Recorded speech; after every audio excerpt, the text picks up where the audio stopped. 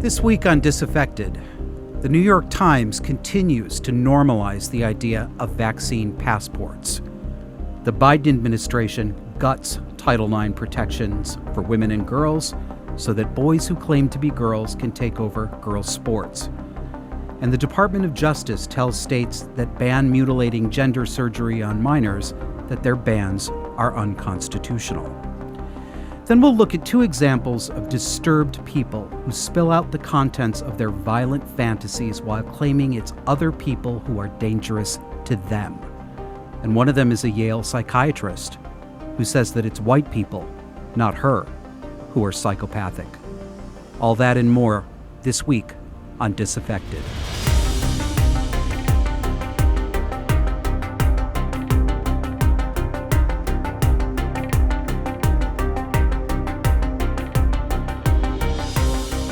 Welcome to Disaffected. I'm Joshua Slocum, and this is the show where we talk about politics and culture through a psychological lens, with particular attention paid to abuse dynamics and the kinds of abuse dynamics that show up when you're dealing with people and situations that run on personality disorder rules. Cluster B personality disorders: borderline, narcissistic, histrionic, and antisocial. The hypothesis of this show is that these abuse dynamics, the deception, the lying, the exploitation of other people, the false victimhood, all the things that are very common to abuse situations that we're familiar with when it comes to child abuse and domestic abuse in the home, are not just abuse dynamics that happen in the home. They are becoming characteristic of our broader public conversation, particularly in terms of the cultural priorities of the left. And I used to think it was just the social justice left. I used to think it was just the worst part of the left. But unfortunately, these dynamics are starting to control the entire cultural conversation on the mainstream left as well. So a little bit of housekeeping. If you don't know, we have a website. And if you are interested in following us, if you're interested in looking at our video content, if you're interested in our audio content, you can find all of that on all the platforms that you are familiar with. Anywhere that you ordinarily get your podcasts, you will find us. Just visit our website. We've got great big graphics and links there. Disaffected.fm. That's DISAFFECTED. Disaffected.fm. So we're going to do a couple of topical news items first, and later in the show, we've got some really good crazy for you, including a Yale psychiatrist who fantasizes publicly about shooting white people in the head. Charming. So this week, in our never-ending COVID war, the mainstream media, the corporate media, the received wisdom opinion makers really don't want us to get out of COVID land. This has been an absolute boon for them. It's given them the ability to sit in judgment over people. It's given them the ability to constantly stoke fear, irrational and excessive fear, so that the population is compliant with masks, with social distancing, and with their favorite part, vaccinations. I think people forget this, and I even forget this from time to time. I was talking to a coworker this week, and I realized that halfway through the conversation we were having about vaccines, I had forgotten for a moment that these vaccines are, in fact, experimental. These vaccines are unlike all other vaccines that you are already familiar with and that you may already have had. Measles, mumps, rubella, polio, etc. All of those went through all of their clinical trials. They got full FDA approval. The 3 vaccines that are out right now for the coronavirus are experimental. They are being given out under emergency authorization from the FDA. That isn't necessarily a bad thing in and of itself. It's not that there are no situations that reasonable people could conceive of where we might want to say, looks like we're facing clear and present danger, and we don't have time to wait 5 years or 10 years for all the clinical trials. We're going to make a cost-benefit analysis and say, let's go ahead with this. So that isn't necessarily nuts by itself, but we need to remember that these vaccines are experimental. We are in the experimental stage right now. You are a participant in this experiment. They're not fully approved yet. Well, you wouldn't know it. This week, the New York Times, my God, this is not the same paper I remember from even 7 or 8 years ago. Here's an image I'm going to put up here. I love how they do this. It's a pair of hands holding a white card, a vaccination card. Look what we offer to you. It's very cuddly, isn't it? Headline. For now, the best way to show you've been vaccinated against the coronavirus in the U.S. is a simple white card. Here's everything you need to know about it. And underneath it says, what you need to know about your vaccine card. And again, they just repeat the thing. Notice the language here. Notice the tone. For now, the best way to show you've been vaccinated against the coronavirus in the U.S. is a simple white card. They seem to be putting this forward. When I read this and I read between the lines and I think, what is it that they're actually trying to tell us? I think what they're really trying to say is, this is good, this is normal. And what's this? This is the idea that you should be expected to and you should want to have to prove your vaccination status before you get into a ballpark, before you get into a nightclub, before you get into, what's the latest one, a Bruce Springsteen concert, a museum. What they're really saying here is, this is normal. You want this. This is normal. You like this.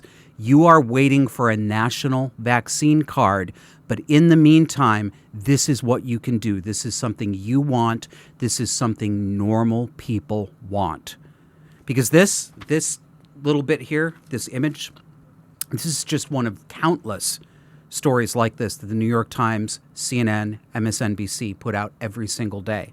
The drumbeat to normalize the idea of vaccine passports is constant. And again, folks, the coronavirus, COVID-19, more than 99% of people who contract this virus recover from it. This is not Ebola. It's not bubonic plague. It's not the Black Death. I'm willing to have a conversation. If we should have a pandemic that had an extraordinarily high fatality rate, I'm willing to have the conversation about whether we should take some drastic measures. I think most reasonable people would be willing to have that conversation. But we are being told to have that conversation as if that were true. It is not true. It's not true. This virus generally kills old people and people with underlying complications. And no, I hate that I have to say this. I hate that I have to say it, but I have to say it every single time, because if I do one show and I don't say this, it's going to be the first thing that somebody says back. No, I don't want your grandmother to die. I do not want your friend with diabetes to die. When I say this virus kills old people and people with underlying health problems, there is not an unspoken, silent other sentence there that says, and that's okay because those people are expendable. This is obvious. It should be obvious. Maybe in another era it would be obvious, but you have to say this stuff because people are thinking in black and white and they're frightened out of their minds. So there's that. That's enough of the New York Times. I won't subject you to any more this week, but there'll be more later. A couple other things hit the news, and I've talked many times on the show about the Biden administration's approach to transgender issues, the pushing of the left's project to normalize the idea that humans, I was going to say adult humans, but it's not just humans, it's not just adults, is it? It's also children and adolescents, pushing the idea that It's normal and just a natural part of human variation to believe that you have a woman's essence inside of you if you're a man, and to believe that you have a man's essence inside of you if you are a woman. They want to normalize this so hard, and they've been doing it for so long, and so many compassionate, well-meaning people on the liberal side of the aisle have been taken in by this that we treat it as if it's normal. It's not normal.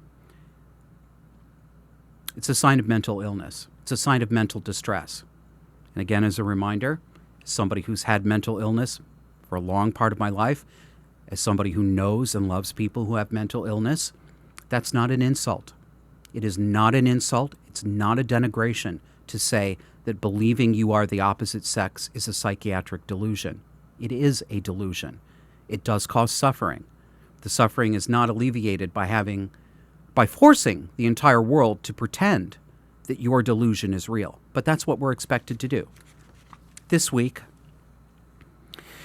the Biden administration has extended Title IX protections to transgender students. What is Title IX? Title IX is part of our federal code that aims to protect mainly women. I mean, it protects people of either sex, but aims to protect women from discrimination and a lack of opportunity on the basis of their sex. So Title IX has often been implicated in... Title IX is what created girls' sports in public schools and in colleges, right? Female-only sports, so that women and girls had a chance to compete with other able-bodied women and girls. Obviously, if you put girls and boys, or men and women, all on one sports team, with the exception of sports that don't rely on primarily on physical body strength, perhaps like, I don't know, polo, horse sports. I'm sure there's a proper name for horse sports. I don't know what it is. If you put men and women on the same team, the men are going to beat them almost every single time. That's the reason that we have sex-segregated sports.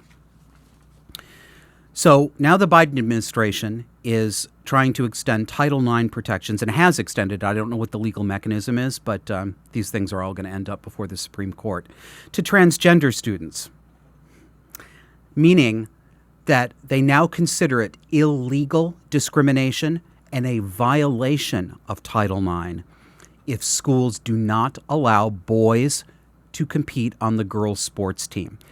And if you say that, what I just said, in front of people who've been brainwashed by this, they won't even let you finish the sentence. The first thing they're going to come back and say is, they're not boys, they're girls. They're trans girls. Trans girls are girls. Trans girls are girls. Trans girls are girls.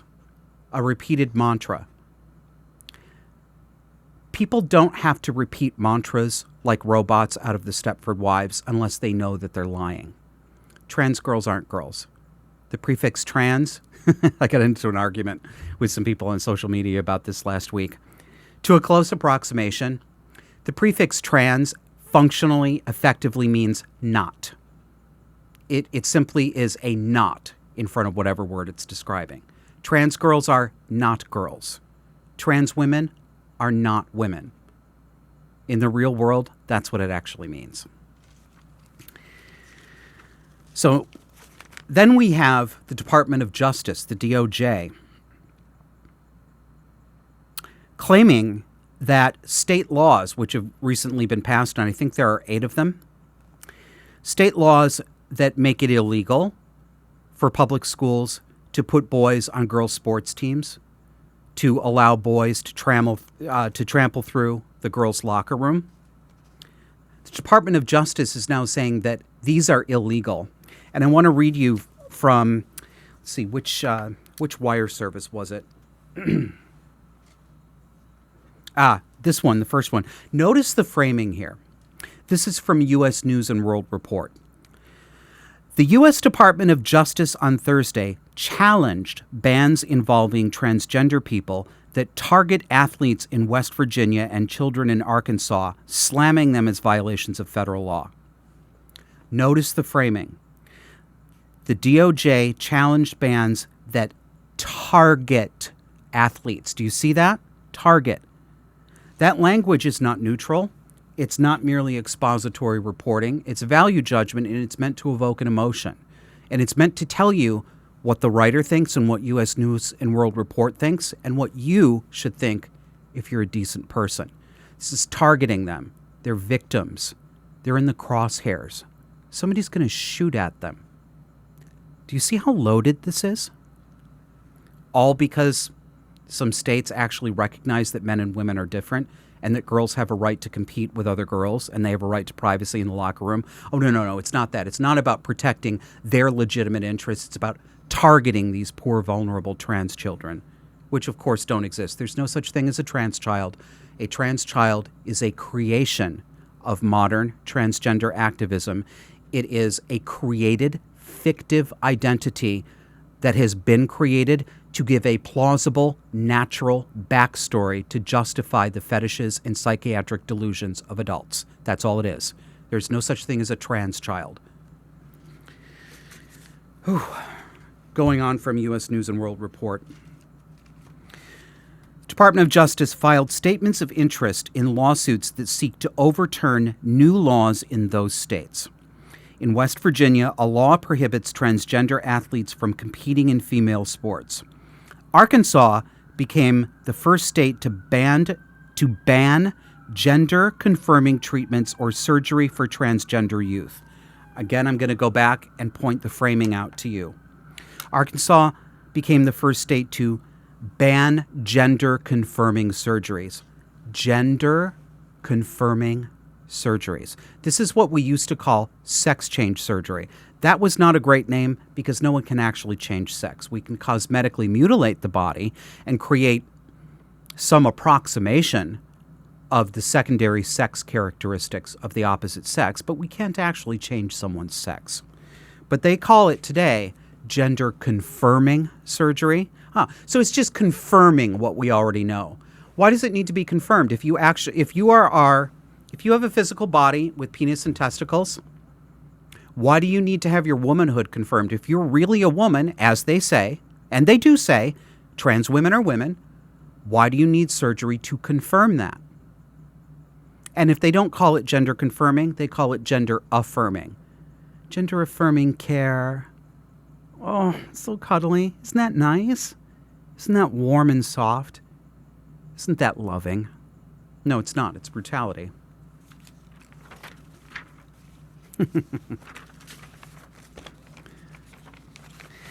Here's how the AP put it, the Associated Press, about extending Title IX protections to allow boys to compete in girls' sports. Do you get how perverse this is? Title IX was a legal watershed that established that women and girls have a right to equal protection under the law. And one of the ways that equal protection and equal opportunity is afforded is by creating girls and women's sports. And now they're taking it and they're turning it literally on its head. They're inverting the meaning. So the AP says, the decision, which Education Secretary Miguel Cardona teased in an exclusive interview with ESPN last week, comes as a growing number of states are considering legislation that would ban transgender youth from participating in sports. There it is again, transgender youth, these people who don't exist, but who have been discursively created by our modern conversation, our modern lying. As it stands, 8 states ban transgender students from participating in girls' and women's competition. Again, dishonest framing. Listen to it. 8 states ban transgender students from participating. No. They ban boys from competing as girls on girls' teams. That gives you a different emotion, doesn't it? It's not quite as aggrieved. You're not quite as outraged, are you, when we tell the truth? That's why they don't tell the truth. And they do say, finally, notably, it's unclear whether the interpretation has teeth and to what extent it stands to alter state laws. Yes, it really is unclear. And this will go to the Supreme Court. I'm not going to make any predictions about what the Supreme Court will say. I no longer know what to believe. I don't know what to expect of people like this. I never thought that I'd be sitting in a seat like this. I never thought that people like me, maybe people like you, would be unable to have these conversations with our friends without being looked at as if we'd suddenly grown a devil's tail from people who've known us for years. But that's what's happened in this culture war created and stoked by the left. But here we are. I want to talk a little bit about how eager we are culturally in the United States and in the West generally to believe claims of persecution, claims of victimhood, claims of oppression. And we're very eager. We've been trained. There has been a steady drumbeat over the years that has told us that the United States, for example, that the best way to characterize the United States is a place of discrimination, of hatred, of unequal opportunity, of powerful people in a culturally favored position whose primary motivation and most preferred action is to thwart other people, to climb up the ladder and then kick it away so nobody can get up after them. We have been trained by the cultural left to see ourselves, if we're white, if we're heterosexual, if we're mainstream in any way, as oppressors. And that anyone with a darker shade of skin, anyone in a minority religion, anyone in a minority sexual orientation is automatically and ipso facto a victim. And even if we don't know it, and even if we don't mean to, and even if we treat them nicely, we're oppressing them. We have imbibed this. I imbibed this. I believed it. I was one of these liberals for a very long time. It's not true. It's not true. And this whole project is demoralizing. The goal is to demoralize you. I've certainly felt demoralized. I know a lot of people who have. It's demoralizing because it destabilizes reality.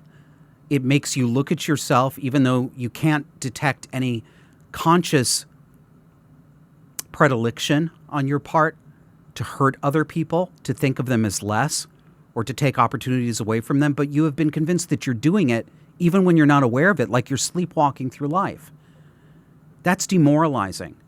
And when you internalize that, and that's the way you see yourself, and that's the way you begin to look at other people around you, trying to figure out, how are they actually acting oppressively, even if I can't see it?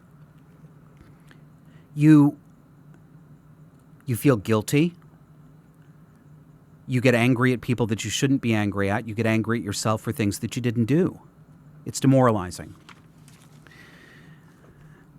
But the result of the degree to which we have swallowed the idea that most of us are oppressors, or that we're participating in or we're funding oppressive systems every single day as we go about our lives, is that we swallow bullshit.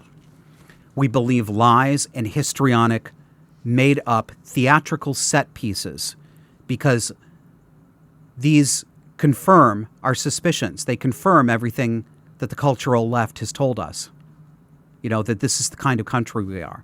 So we buy hoaxes, don't we? Remember Jussie Smollett from last year, the actor from the television show drama The Empire, who claimed that when he was out walking at night in Chicago, that he was assailed or assaulted at 2 a.m. by a couple of guys who were gay bashing him, who dumped some sort of unknown liquid on him, as if it, the implication being that it was some sort of caustic chemical, and that they put a noose around his neck. A noose. Really. A noose. And said, this is MAGA country. MAGA, of course, being the initialism for Trump's slogan, Make America Great Again. And we all know that anything Trump said is automatically wrong. It's automatically the worst thing possible. So we hear that, oh, look how terrible it is.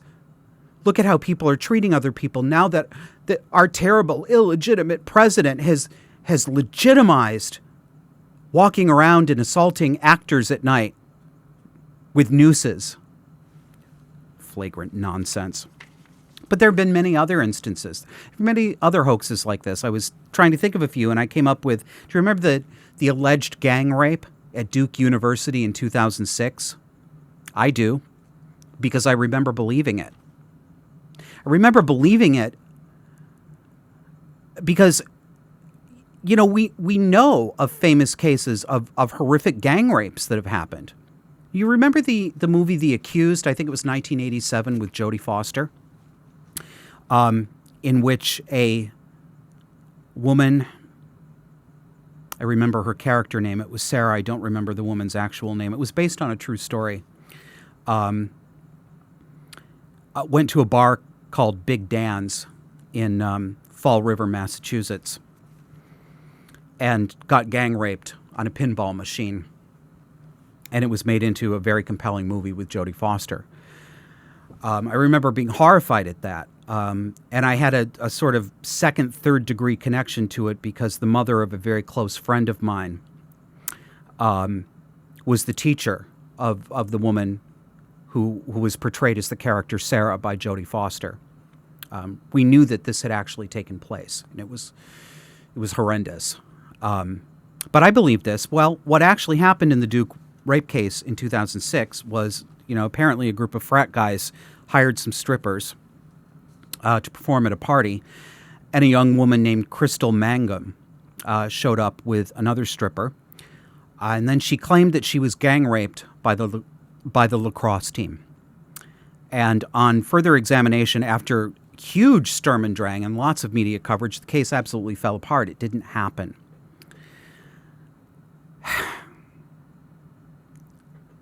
And then this one's very troubling to me. Remember the case of Matthew Shepard, the young gay man who was brutally murdered in Laramie, Wyoming in 1998? He was, in fact, brutally murdered. His skull was bashed in, and he was left for dead tied to a fence post. But the entire narrative around the Matthew Shepard murder was that this was a homophobic assault, and I believed it. Almost everyone believed it. There were a few people out there who had their skeptic hats on, and frankly, they had to be made of braver stuff than I was back then, because to even slightly indicate with a look on your face that maybe this whole thing didn't hang together was cultural suicide. How dare you? Why are you trying to cover up homophobic murders? Well, turns out Matthew Shepard very likely was not murdered for being gay. It looks like he was involved in drugs and the unsavory economic world and lifestyle that drug peddling is, and he got killed in a drug deal gone wrong. Doesn't make it okay. Doesn't make it less of a brutal and violent murder. But this was used to make the very real issue of homophobia and violent assault against gay people seem far worse and far more endemic than it really was. It's not okay to do that. It's not okay to distort reality in service of a higher purpose. What higher purpose? Making gay people more terrified than they needed to be? Making onlookers more suspicious of people around them than they needed to be? That's not helping. That's probably enough for this segment. Come back, because on the other side of the break, we are going to look at an instance of hiding in plain sight. A predatory young man who calls himself a trans woman, who uses all the emotional tactics that have been made available to him by the cultural left to make himself appear to be a victim when he's actually confessing how deeply deranged he is. So, see you after the break. Hey listeners, guess what? We're on Patreon now. Bringing you this show costs money. Would you chip in to help? Go to patreon.com/disaffected. That's patreon.com/DISAFFECTED. Thank you. Want to talk back to us? You're in luck. Call our listener line and leave us a message. 202-979-2480. That's 202-979-2480. And remember, We do reserve the right to play messages on the air. Welcome back. Now we're going to do some translation. Ha ha ha ha ha. I actually love doing this, and from the feedback I've gotten from you guys, I think you like it too.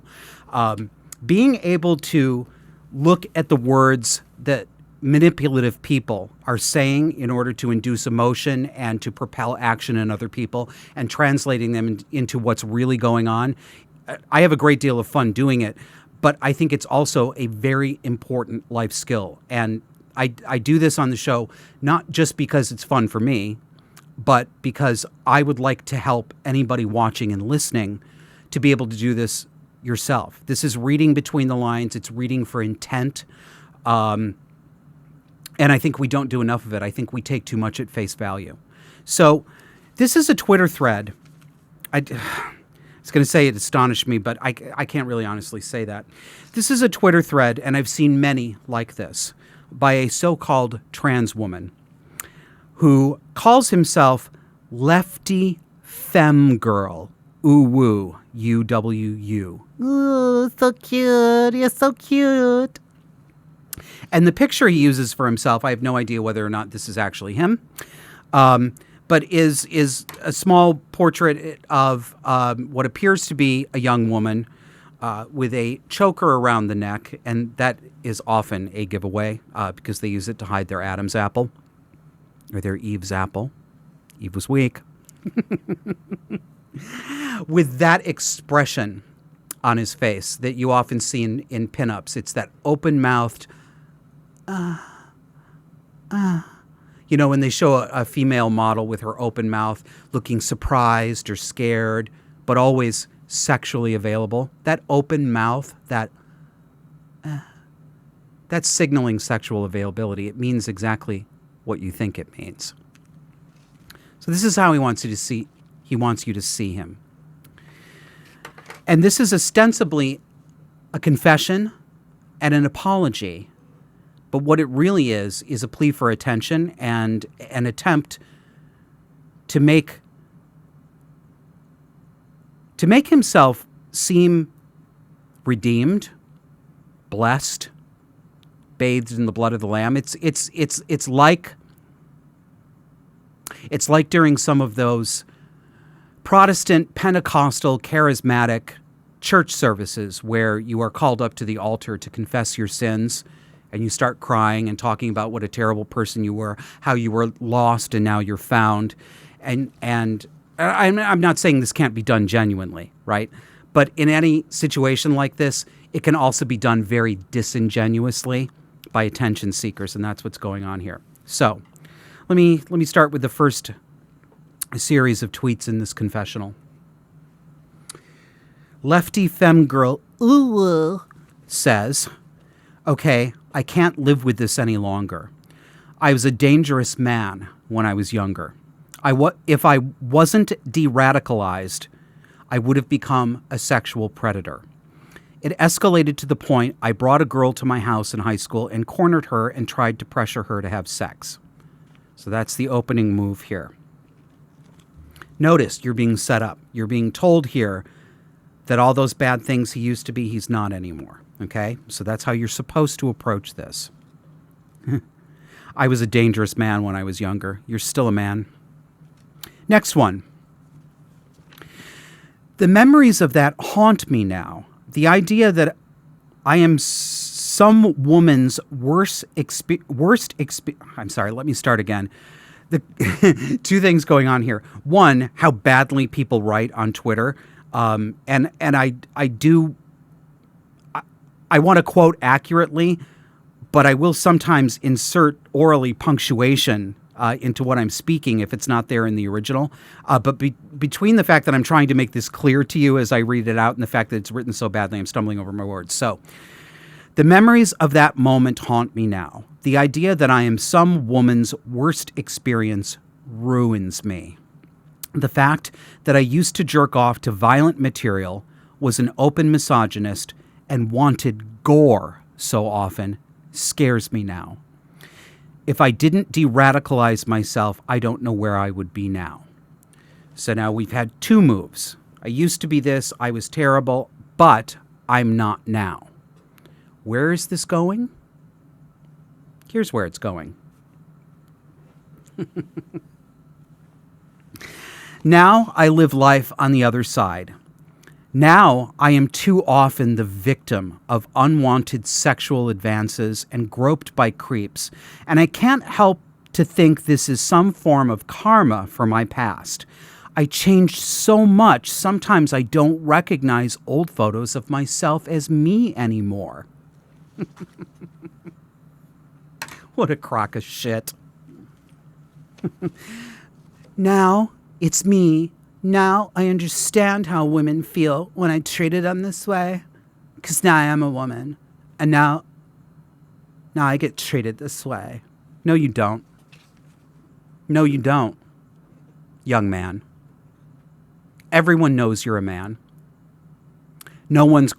Okay. To the extent that you're getting groped by what are known as chasers. Tranny chasers. You know who they are. They're creepy men at bars who have a fetish for transsexuals. Maybe there are some of them out there who would make genuinely good partners, and God bless you if that's the case. But we all know these men, and we all know the kind of character that men have who are fetishists for this kind of thing. They're more likely to be dangerous than just simply oddballs and diamonds in the rough. You're not getting groped all the time by people. That's nonsense. This is a fantasy. I'm taking all of this as if he is telling the truth about his thoughts and his past, and I can't know that, right? For the sake of argument, I'm taking it somewhat at face value. But it could just as easily be a recitation of fantasies in his head that never really took place, but that he wishes took place, that he's characterizing as a confession of his past sin. But he doesn't really disavow this. His fantasy is wrapped up in this, whether it's true or not. What he's telling you is the contents of his mind, not his redemption. He's getting off on this. He's getting off on the attention and the fawning that he gets from some very naive and stupid people who think that this is a legitimate and honest confession and demonstration of a reformed character. And if his character is what I suspect it is, and I suspect he has a cluster B personality disorder, which is so very, very common among trans-identified people, there's very little likelihood that his character is reformed. And if I'm right about this, he's not really trying to reform it. He is performing reforming his character because it gives him narcissistic supply and ego attention. And the best part, to the extent that he can fool anybody watching this, he's disarming them. He is breaking down their skepticism. He is appealing to their sympathetic emotions. Remember I talked in the last segment about how liberals, I guess I would call it, the attitude that we're supposed to have today is empathy forward, right? Or sympathy, because when people say empathy, what they really mean is not simply understanding something from another's point of view. They mean to go farther. They mean sympathy. So not only understanding it, but pitying it, saying it's an understandable emotion. I absolutely understand it. Aren't you a poor little fragile thing here? Let mommy give you a big hug. Let's go to the next one. This is when it really starts to fall apart. This is where the mask should come off for everybody, but it doesn't. I was and am currently scared to tell you all this. I didn't want to ruin everyone's perception of me. I'm scared all of you would hate me for what I did, but the memories of that day keep eating away at me and ruin my own self-perception. Yeah. That's what this is about. To the extent that he's trying to fool, he's trying to fool other people, but to the extent that he's trying to fool himself, some of the truth is starting to peek through here. I'm scared you all would hate me for what I did. Well, it's reasonable, isn't it? Past behavior is the best indicator of future behavior. It's not foolproof, but it's the best indicator. And it's reasonable to fear and be skeptical of somebody who admits to what looks like borderline rape. right? I didn't want to ruin everyone's perception of me. Briar patching. I've talked about briar patching before. This is sort of convoluted and it's inverted in a way. He doesn't want to have you perceive him badly. That is true. But he's going into the briar patch. Oh, no, I don't want you to see me as this kind of person. He's confessing being this kind of person because he thinks that if he can confess that, you will see him as extraordinarily honest and that he's had a real change of heart and a real change of character. He's now morally centered enough to admit to what a bad person he was before. And doesn't that show you what a quality of character he has today? That's what he's doing. Next one. This is when people started to chime in and respond on the Twitter thread. Somebody named Crystal, 4 exclamation points, says, "It's good that you came clean about this." See, he got Crystal. He got Crystal. Lefty Femme Girl responds to Crystal saying, "Yeah, hopefully you see me as someone who can't do something like that anymore." Ba-dum-bum-bum. There it is, folks. There it is. Hopefully you see me as someone who can't do something like this anymore. Honestly, so ham-handed. If I were like this, I could do a much better job. He goes on, because you have to gild the lily. Too much is never enough with these people. I'll admit that the whole cancel culture thing made this even harder for me to get off my chest. Isn't that convenient? I was almost a victim of cancel culture. These people are so mean and so bad and so unforgiving to people that I almost couldn't say it. I'm sorry. I know I'm acting and I'm being a little over the top about it. But I mean, really, this maudlin bullshit. Yeah, it's cancel culture. Cancel culture is so terrible. And it is. That's the thing. This is what they do. They pull in elements of truth that are going to resonate with you because you've had an experience of this, and they pervert it to serve their own dishonest, creepy ends. So, cancel culture made this harder for me to get this off my chest. Seems like a ton of people on this site demand you always be perfect when you're not. I know some TERF or leftist will use this against me, but I still need to get it off my chest. TERF, trans exclusionary radical feminist, the slur and the denigrating term they use for women who won't buckle under and say that they believe that men are women. They're trans exclusionary radical feminists, and being exclusionary is the worst sin in our modern liberal culture. You have to be inclusive. Inclusive is just a smarmy, overused word for have no boundaries. So then we get another response. But you know you wouldn't do such a thing again, right? Honestly. And Lefty Femme Girl chimes right back in. Yes, I wouldn't do those things again. This is so dumb. This is so fucking dumb. And the last part, the pièce de résistance here, where I stopped looking at this thread. 2 more people chimed in at the end of this and said, "This is TERF bait. Shut the fuck up. Thanks." Next one. "You just loaded every TERF's gun. This isn't accountability.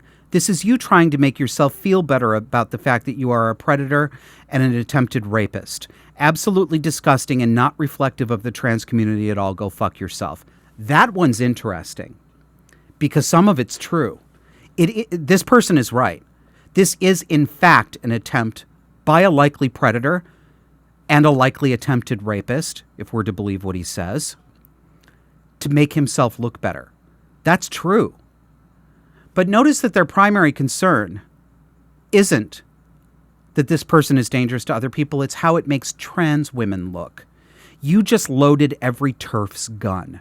Trans exclusionary radical feminist. Notice the reversal. Notice how these people talk about women who won't buckle under to this. They have a nasty acronym for them. But they take their violent thoughts, and many of these people, their heads are filled with violent imagery. Their art, such as it is filled with violent imagery. Choking, slapping women, pissing on them. And it gets worse from there. And then they try to say, you just loaded every TERF's gun, like the women who are fighting to be recognized as women, the women who are saying, no, you may not let men into our rape shelters. No, you may not allow a young man to go into my daughter's locker room just because he claims he's a girl. They call them violent. They talk about their metaphorical gun. It's fucking perverse. It's a reversal. So I don't know if the thread went on after that, but I counted the responses on that thread to see how many were pro and how many were con. And I don't know, for what it's worth, I don't know how much this is worth. I don't know how indicative it is. But if you're curious, when I did the count, I found that 47 responses were negative, but 12 of them were positive. And of those 12 that were positive and supportive, it's impossible to tell. Of course, anybody can say anything on the internet about who they are. But it appeared that at least a few of those 12 supportive responses appeared to come from actual women, young women. The rest of them, I think, were quote-unquote trans girls. So it's good that more people saw this for what it was than didn't, but that's a significant minority. And I see this all the time. I see it in social media. I see it happen on mainstream media. There are a lot of people who do fall for this, and it's worrisome. So how do we get here? How do we get to the place where there's enough of a sappy, dupable audience for this kind of nonsense that it's worth doing? Well, we do it through cult indoctrination that disguises itself as something else, that disguises itself as enlightenment, as a therapeutic exercise on the self to bring out a higher self and a deeper character, to make you a better person. But what it really is cult techniques. Taking things that are dangerous, things that are unreasonable to expect of people, and calling them love, calling them reasonable, calling them enlightened. So my friend George sent this image to me that was making the rounds, I think, in some social justice space on the media, on social media.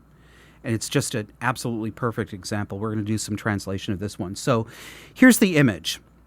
It's a vertical graphic, and the title is Being Called Out /in. So we all know what called out means. You know, so-and-so called someone out, called them on bad behavior. Well, the really precious, smug and snuggly ones in this set like to talk about being called into. Don't think of it as being called out. Think of it as being called in for accountability to the community. So they've made an initialism, and the word that they used is claim, CLAIM. And they've expanded. I'm sure there's a word for this, and I'm just not thinking of it. You know, when you take a word and then you give a definition that starts with a letter of each letter of the word. So there's a definition for CLAIM. Let's go. C, it's like Sesame Street. C is for center yourself. Center yourself. You're not being attacked. You're a good person. This is about your behavior and stopping harm to others. See? We don't hate you. We think you're a good person. We don't like your behavior. It's a didactic primary school teacher tone. I call it mommy tone sometimes when I talk about the way that people actually use their voices to do this. But the entire tone of this section of the left, well, first of all, it's very feminized. It's extraordinarily feminine. It's the tone that preschool teachers use. That soft, warm, but really condescending, babyish way of speaking characterizes them. So you're not being attacked. You're a good person. This is about your behavior and stopping harm to others. You're not being attacked. A lot of people, the kinds of people who use something like this, attack all the time. They are attacking other people. They are. L is for listen. Don't interrupt or think of ways to defend yourself. Focus on learning what was harmful and being empathetic and compassionate. Don't interrupt or think of ways to defend yourself. Disarming you. They mean to disarm you. Don't defend yourself. What if you are actually being attacked? What if you're not being called in? What if you're being scapegoated? What if you are being accused of a harm that you did not perpetrate? There's no possibility in this religious ideology, and that's what this is. It's religious and cult. There's no possibility of that happening here. Don't defend yourself. Creepy. A is for acknowledge and apologize. Instead of explaining why you did it, acknowledge what happened and apologize, if needed or requested, for the harm you caused. It's all a foregone conclusion. Do you see that? There is no possibility that these people are mistaken. The only possibility is that you sinned. You erred. You harmed. You assaulted. Not them. You may not be blameless. Instead of explaining why you did it, acknowledge what happened and apologize. Acknowledge it. Acknowledge that, okay, I didn't actually attack anybody. I didn't actually insult them. I didn't actually lie about them. But since you experienced it that way, that's your truth, I won't explain it away because that would be a further act of assault. I'll simply acknowledge that you're right and I'll apologize for it. This is abuse. This is training. This is what my friend George said. He said to me, how is this not an example of teaching people how to be abused and accept it? Well, the answer to his question is, that is what this is. I is for inquire. See? Big-hearted and open-minded. Inquire. Let your mind be open to becoming a bigger person and more aware of other people's truths. Inquire. If they consent and have the time and resources, ask what you could have done instead and how to make amends for what happened. Look at all the qualifiers here. Inquire, but be careful. Be careful.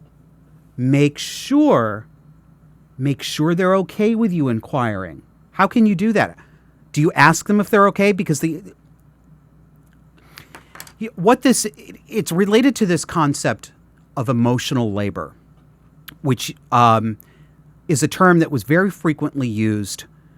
I believe that it was originally coined, I don't remember who coined it. I think it was originally coined to talk about the emotional work that commonly falls to women in a family system. And this is true. Birthday parties, remembering parents' anniversaries, sending condolence letters,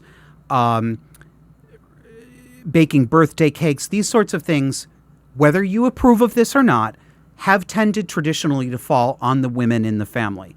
And there is a good argument to be made that there are some women who feel very burdened by this, who feel like they shouldn't have to be the ones in the family unit who does all of this, what they call emotional labor. So you can have a conversation about this in a well-defined context that isn't a crazy conversation. But of course, all of this stuff has been taken out of context and inflated. So although they don't use the term emotional labor, that's the concept that's behind this.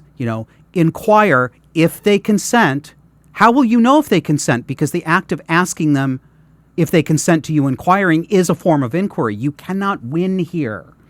And if they have the time and resources, it's like, have you ever seen those memes? Somebody teaching a class on critical race theory or recognizing your latent white supremacy, and they talk about, do your own work, educate yourself, don't put your emotional labor on me, or if you do, pay me, cash me at this app, cash me. Pay a black woman her worth, pay a woman her worth. Give me money. Piss off. Finally, M. M is for moving forward. The best apology is changed behavior. If they gave you reasonable recommendations and amends, do them. Well, how will you know if they're reasonable? You have to inquire. And we've already established that you can't inquire unless you know what their disposition is first. If they give you, are you allowed to evaluate whether you think their recommendations are reasonable? Are you allowed to have an opinion on whether the form of amends that they demand from you is reasonable and commensurate to the crime, the alleged crime? I don't think you are. Don't do the harm again. Use this experience to help others learn too. Yeah. So once we've browbeaten you, once we've gaslit you, once we've broken you down emotionally and convinced you that you've been a bad person, take that lesson and not only use it to improve yourself, but use it to improve other people too. Forward the abuse. Pay it forward. That's what this is.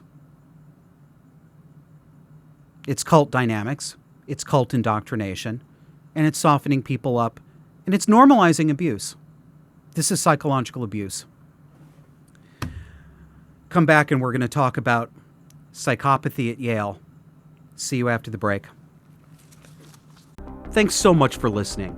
Would you take just a minute right now and share our show on social media?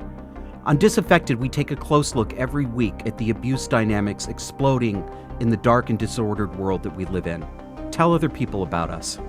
And when you subscribe, hit that notification bell and stay with us in real time as we take a new close look every week and examine how to identify and contend with the abuse dynamics at play in the world around us. Welcome back.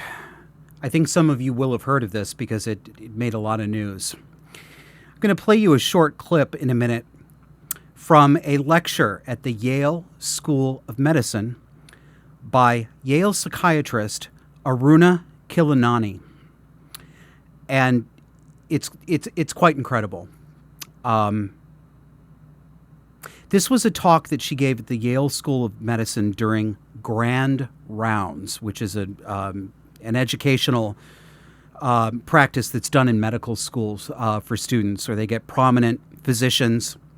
This woman happens to be a psychiatrist, which means that she's also a medical doctor, but she has a specialty in the medical side of diseases of the mind as well. And I'm going to ask you to think about this and ask yourself if this is an example, another example of confession. When we talk about abusive people, personality disordered people, we often note that when they accuse other people of wrongdoing, the kinds of accusations that they level at other people are often inadvertent confessions of what's inside their own mind. It's so common that it's classic, right? When I had the great rupture with my mother in 2016. This is a good time to plug some of our back catalog here. If this is the first time you're watching the show, or only the first or second or third time, if you're curious about why this show has the theme that it does and why I talk about these things, I explained that in the first episode called Mommy Issues. The very short version is my mother has borderline and narcissistic personality disorders. These are cluster B personality disorders. My childhood was psychologically and physically violent, deranged, and abusive. It looked like something that you would expect to see in a made-for-TV movie. If you're curious about what this looks like, what life looks like behind closed doors, out of the public eye, go back and listen to or watch the two-part episode Over the Borderline, where I describe in detail what growing up with a mother with borderline personality disorder was actually like by comparing my experience to some popular films that most people have heard of. Mommy Dearest, the story of actress Joan Crawford and her adopted daughter Christina Crawford, as well as Carrie, the adaptation of the Stephen King novel, which of course is fiction, but features a mother, Margaret, Carrie's mother, who displays what is to me obvious borderline personality disorder and derangement. And when I had that rupture with my mother in 2016, it changed my life. I finally understood what personality disorders were. It made sense of my past. It made sense of the deranged and nonsensical behavior of my mother. And it was the first time in my life that I ever drew a line and drew a boundary. I had my mother living in a house that I owned. It was a very bad mistake. And over the 2-year period, her instability, her craziness, and her viciousness, her vicious exploitation, lying, was ruining my peace of mind. It was ruining my life. And I had to kick her out. And as I started this process, my mother began to accuse me of everything that was wrong with her. In texts, in really crazy emails. One of them was a 5-page long letter that came in at 4:30 in the morning where she suggested that I was sociopathic. She suggested that I had narcissistic personality disorder. She made up events that never happened, and then she claimed that events that actually did happen, where she was abusive to her children, were fantasies and creations that we children had made up. It was like a mirror. Everything that was wrong with her bounced right off her, and she said it was us. So as we listen to this clip and watch this clip, I want you to ask yourself if you think this is an example of accusations actually being confessions. This talk is about what Aruna Kililani says is the psychopathic mind of white people. It's a short clip, and the audio is very, very hard to hear. There is no better source. What you're seeing and hearing here is all that's available to anybody. So we have captioned this, and I will actually read after we listen to this. I will read what she says because it's very difficult to hear. So let's go right into it as I put my big ugly cans on.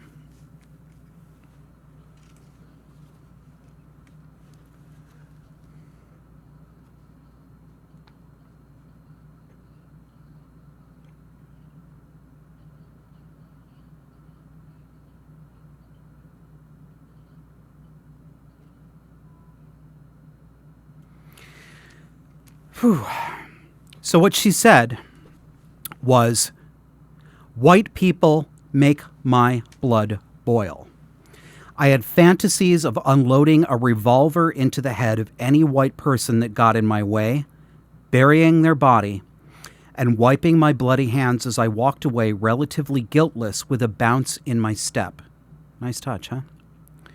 Like I did the world a fucking favor. That's not all she said. I believe this was about a 55-minute lecture. And former New York Times and Wall Street Journal writer Barry Weiss very helpfully excerpted and transcribed even more from that. I want to share a few more pieces with you. Remember, folks, this woman is a psychiatrist. She's a lecturer at Yale School of Medicine. This was a lecture she gave to medical school students. A couple other quotes. White people are out of their minds, and they have been for a long time. We are now in a psychological predicament because white people feel that we are bullying them when we bring up race. They feel that we should be thanking them for all that they have done for us. They are confused, and so are we. We keep forgetting that directly talking about race is a waste of our breath. We are asking a demented, violent predator who thinks that they are a saint or a superhero to accept responsibility. It ain't going to happen. They have 5 holes in their brain. It's like banging your head against a brick wall. It's just like sort of not a good idea.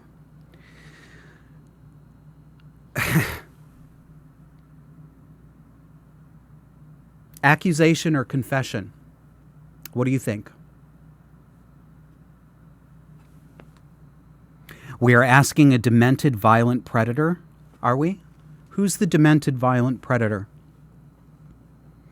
Who's the one who fantasized about unloading a revolver into the head of any white person that got in my way, burying their body, and wiping my bloody hands as I walked away, relatively guiltless, with a bounce in my step, like I did the world a fucking favor? Who's the demented, violent predator here? You know what that sounds like to me? That sounds like a psychopath. That's what psychopathy sounds like. Notice the glibness. Notice the way she describes unloading a revolver into the head of any white person that got in my way. Burying their body, walking away relatively guiltless with a bounce in my step like I did the world a fucking favor. The glib pleasure that she takes in fantasizing about this, that sounds like something a psychopath would say. And Yale School of Medicine, not unprompted, only when the shit hit the fan in the media, Yale Medical School did denounce her. I don't think their language was nearly strong enough. But that's no balm to this problem. Because we need to ask how this woman got where she got. I don't believe for a moment that this was a singular kind of lecture that she gave.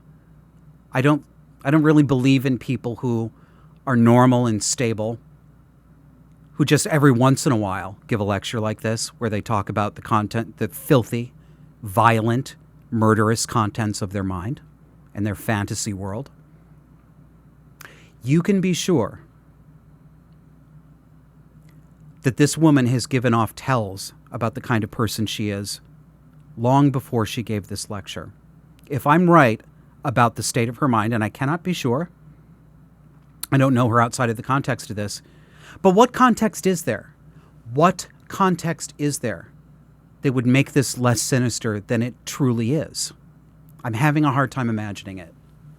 So how did she get here? How many people ignored the warning signs? How many people were intimidated? Has she threatened people before? Has she silenced people before with threats? I don't know, but it certainly would be in keeping with the kind of character that I suspect she has. And this made me think, and I'm going to do some work on this because I want to talk about this on a future show. I want to know, do schools of psychiatry or schools for mental health professionals, excuse me, do they have a system to detect and weed out potentially dangerous or unsuitable people before they are awarded a doctorate or a medical degree? I'd really like to know. Because, you know, I have friends who are academics, and I've watched friends climb up the academic ladder from poverty and eating ramen noodles in graduate school to getting a tenure job at a university or a liberal arts college. And so I've seen some of the administration that goes on behind the scenes in an academic's life. And at least among my academic friends who I know, they have clauses in their contract about moral turpitude, bad behavior. So when you're tenured, it's very, very difficult to lose your job. The university is making a commitment. They are saying that you, the academic, have passed a rigorous test. We think that you are of value to our university, and we want to give you security and a stable job because we want your long-term presence here for the good of our student body. But there are certain things that academics can do that will get them fired. And these often happen under they're often delineated under moral turpitude clauses. Are there moral turpitude clauses at medical schools? Are there similar provisions in contracts for schools that confer graduate degrees on licensed mental health professionals? Is there a system? And I don't know the answer to this. I've only looked at it in a very cursory way. And if any of you know any resources that you could point me to, shoot us an email, us@disaffected.fm. I'd appreciate any leads. Thank you very much. But it seems to me that a school that is going to confer a degree, a mental health degree, on a professional, and especially if a school is going to confer a medical degree on a psychiatrist is not merely a licensed mental health counselor. This is a medical doctor who's gone all the way through medical school and who did a specialization in psychiatry on top of that.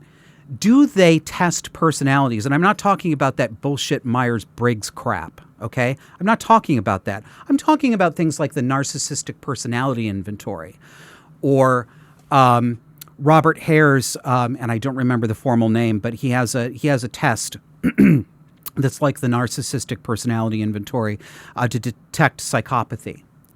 Do they have these things? I should bloody well hope so. Because if you're putting your university's imprimatur on someone, and you're branding them past the highest standards, past the Yale test, should be able to go out into the world as a degreed psychiatrist and treat people, are you doing anything to detect in the students who matriculate in your program whether or not they have a cluster B personality disorder? Because you should.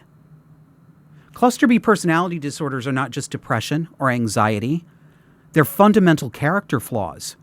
That family includes borderline personality disorder, the floridly unstable people, narcissistic personality disorder, which is self-explanatory, histrionic personality disorder, and antisocial personality disorder, which is another name for psychopathy.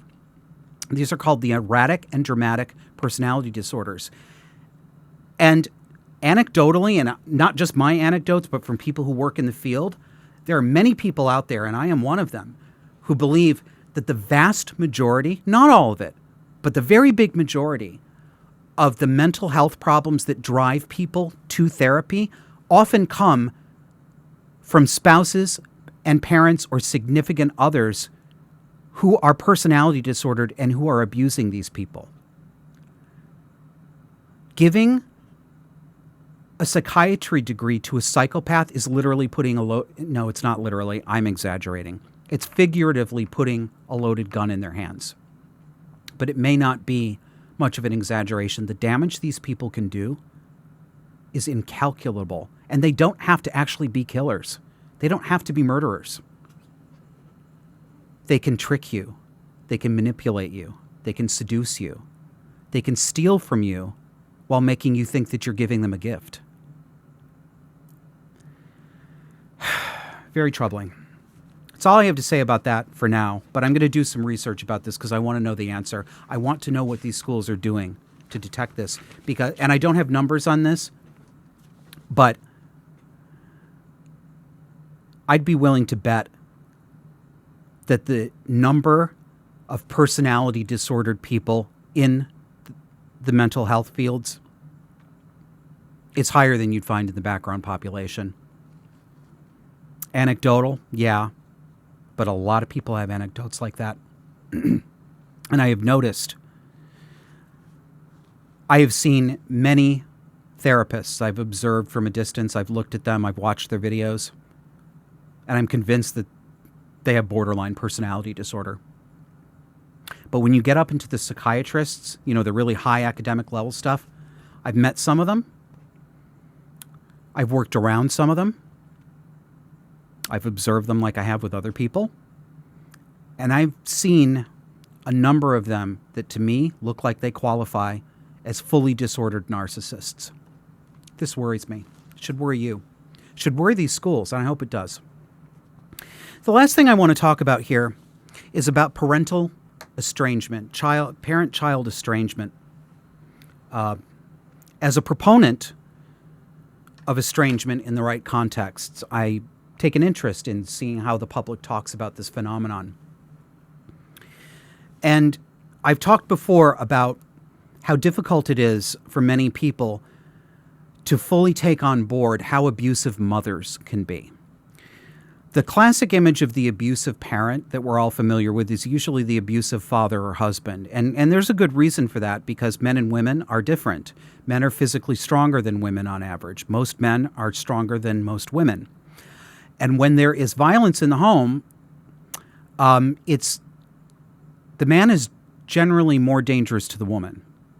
If there's going to be severe battering, it's usually going to be the man beating the woman. If one of the partners is going to get killed, it's usually the man killing the woman or the child. We know, of course, that there are deranged and abusive mothers, but we don't act as though we really know that it's true. We think that, well, it's very, very rare, right? It's like Susan Smith, who drowned her kids in a lake. We hear these sensational stories of the Median mother who kills her children. And it is, thank God, it's rare. It's not unheard of, but it's rare. But that isn't the entire, that's not the entire universe of abusive mothers. And I think people can't see it because the kinds of abuse that women can dish out is usually less physical. I mean, my mother beat me. She beat her other children too. But she didn't beat me nearly as hard as her husband did, the guy who tried to kill her. And he did try to kill her, tried to murder her in front of her children. But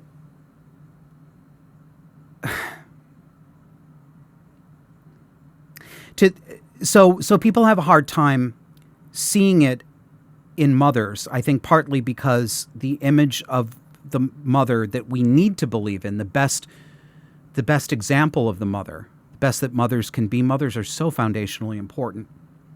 And we want to believe in the loving mother. And thankfully, most mothers are loving. Some aren't. But we also have this problem understanding the severity of parental abuse. And we question children who cut their parents off. And I don't know where we fall on this. If you were to give a poll to the average American, I don't know how many of them would say one thing versus another. But it seems to me that a great number of people seem to default sympathetically to the parent who was cut off by their child and assume that the child must be selfish, the child must be ungrateful, the child must somehow just be a nasty, petty little narcissistic kid who cuts his parent off for flippant reasons. I don't know why we make that assumption, because that is true. I mean, there are children like this, right? And there are parents who are unfortunate enough to have been good, loving parents who ended up with a child who was a psychopath or otherwise personality disordered. That does happen. It doesn't happen a lot, folks. Most of the time, if you can examine the background of someone with a cluster B personality disorder, the overwhelming majority of the time, parental abuse happened. So it's kind of funny to me that we make that default assumption, because if in fact it's true that that child is a petty little narcissist, where do you think they got it from? Oh, I don't know. They were just born that way. A few of them. Not most of them. So I want to contrast two different approaches to this. I saw an article from The Economist magazine this week. Take a look at how it appeared on social media. Here's the headline. How many American children have cut contact with their parents? And the strapline is, the relationship most commonly severed is that between parent and adult child, and in most cases, it is the child who wields the knife. Right off the bat, they've introduced a heavy bias to this. And I thought at first that was just a bad headline that didn't reflect the article, because if you don't know this, most of the time in journalism, if you write a piece, you don't get to write the title. When I was a newspaper reporter, I never got to write the titles of my pieces. An editor or a sub-editor does that. So if you ever see a terrible headline, don't be angry at the writer. It's almost never the case that she wrote the headline. Someone editing did. And if you get a bad editor or somebody with a hair across their ass, they can often write a headline that directly contradicts the content of the article. But this was not one of those cases. That's a line lifted directly from the writer in the middle of the piece. And throughout this whole piece, Very little attention is given to the cases where an adult child estranges himself from a parent because the parent was abusive. It's given a mention in two places, but all of the descriptions and all of the emotive language and all of the quotations from parents who have been cut off by their children are framed in a way that is sympathetic to the parents and that suggests by implication or by silence that the children committed a moral wrong against their parents. Let me read you a few pieces of this article. Unhappily married for many years, Peter waited until his children were grown up before he divorced their mother. He hoped this would make the experience less upsetting for them. Yet in the 6 years since, he's not seen either of his two sons. He speaks to the younger one, who's in his 20s, once or twice a year. The eldest, in his 30s, has cut off all contact. His middle child, a daughter, has at times tried to act as a go-between, an experience she found distressing. Quote, "For me, it's been completely devastating," Peter says. "I get on with my life, but I get teary when I think about them." End quote. Losing contact with children is like bereavement, he says, but with the painful tug of hope that they might one day be reconciled. There's a lot missing, isn't there? Peter and his wife got divorced. Why did they get divorced? We don't know. Did the writer ask? We don't know. Why did his children choose to stop talking to him after the divorce? We don't know. But the sympathetic way that this is framed suggests to me that the writer would like us to think that it must have been the mother poisoning them against Peter. We hear Peter talking about how he gets tears in his eyes when he thinks about this and how painful it is, and that may well be true. But it could also be true that Peter is a bastard and that his divorcing his wife, the mother of his children, was the catalyst that finally said to his children, enough, I'm not taking my shitty dad anymore. I'm not taking his abuse. We don't know. But this is framed in such a way to make us sympathetic to Peter and to make us question his wife and his children. Another section says, it's the subheading for this section of this article, Me, Myself, and I. A rise in individualism that emphasizes personal happiness is the biggest factor. People are increasingly likely to reject relatives who obstruct feelings of well-being in some way by holding clashing beliefs or failing to embrace those of others. Personal fulfillment has increasingly come to displace filial duty, says Dr. Coleman. Whereas families have always fought and relatives fallen out, he says, the idea of cutting oneself off from a relative as a path to one's own happiness seems to be new. Again, this is framed as if this is a glib consumer choice made in a petty way with a light touch by children who can't think deeply about the moral implications of cutting off their parents. The last sentence gives some acknowledgement to what may be going on. It says, in some ways it's a positive development. People find it easier to separate from parents who've been abusive. But it can also carry heavy costs. As if this is just all like this, right? It's all even. Well, it might be a positive development if they find their parents abusive, but it has heavy costs. And there's one other place, one other sentence in there that alludes to the fact that sometimes the children say their parents are abusive, but most of the copy here assumes that the parents have been unfairly estranged from their children. There's just really a pronounced bias. And then they go on to talk about individualism and children treating this like a consumer choice. Now, I'm willing to entertain the idea that there may be an increase in the number of children who are cutting off their parents for petty, consumeristic, narcissistic reasons, because more people are in fact petty, consumeristic, and narcissistic. We talk about this on the show all the time. That may well be true. But the bias in this article is so pronounced. And they close with an anecdote that's meant to tug at your heartstrings. People who work with the elderly should consider the possibility, said Dr. Pillemer, that an old person is not receiving the support and solace that might be assumed about someone who has adult children. Quote, Mrs. Smith may say she has 2 daughters, says Dr. Pellimer. She's quite likely not to add that she never sees them. It's the poor old woman sitting there suffering in silence because her children have cut her off. Again, I'm sure there are cases where the children are ungrateful and they are mistreating their parents. But the entire assumption behind this, and this is an assumption that you see in a lot of popular discourse. People don't like to credit. I would guess, my guess is that most children who estrange their parents have legitimate reasons to do so. Maybe not all, maybe not a vast majority, but I would say most. I could be wrong about that. I don't know if anyone's actually doing any work on that. That's a good topic for research. But if you'd like another side to that, and I'm not going to go into it in any great detail, but if you are interested in this, there's a website I recommend that you look at called Issendai, and I'll spell it for you. Issendai. Type in Issendai and estranged parents, and you'll come up with this woman's website. She did a close analysis of internet message boards and forums for estranged parents, analyzed them, tried to find out the backstory, and what she found certainly tracks with my experience, that parents who claim to be estranged on these forums very often painted themselves as innocent victims who had only ever done loving things to their children, telling vague, emotionally laden stories about how ungrateful their daughters or sons were, but without any supporting detail and without ever admitting that their children might have had reasons to do this. And that kind of excuse-making is very, very common with abusive people, personality disordered people. It's not me, it's my kids. All my kids are crazy. She's just my mother, right?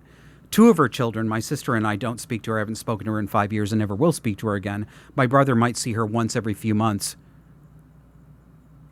frankly, by his own admission, to assuage his guilt. He feels guilty not talking to our mother. That's his life. He can do what he wants. He has no reason to feel guilty. But sure, it's us 3 kids. We're all crazy. I know everybody's experience isn't mine. But a lot of adult children have had an experience like the one I've had and that my siblings have had. So to close this out, I would ask you to think about the power dynamics that are going on behind situations that are described this way. Use discernment. Ask questions. Consider the motivations, the likely motivations of each side of the story, and see which seems more believable to you. The left's brainwashing, cultural brainwashing that we are swimming around in and have been swimming around in, the idea that we are a racist country primarily, that we are a homophobic, transphobic, misogynistic country, that most interactions in the workplace and in the home are conducted along lines of abuse of poor, impoverished minorities. This drumbeat has been drilled into us for years, and it has shut down our critical faculties, and it has reversed victim and offender, right? The people who claim to be victims often turn out to be the people who've been abusive to other people. Don't let them take vocabulary away from you. Just because narcissists don't like the fact that they're called narcissists, you don't need to listen to them when they say, stop calling it narcissistic abuse. Stop saying that your ex is a narcissist. Everyone says that. It's overused. It's just people being petty. Some people believe that, but a lot of the people who say that the most loudly are in fact narcissists, whether they know it or not, and some of them do. They want to take that vocabulary away from you because they want to disarm you. If you had a gun, they'd find a way to take the gun away from you so that you couldn't defend yourself in a situation where you needed to. That's what this is about.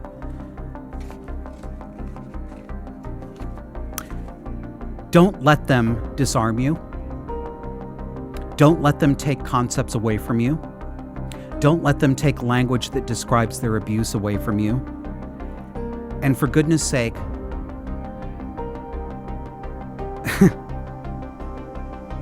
do not let them convince you to beat your sword into a plowshare. I'll see you next week.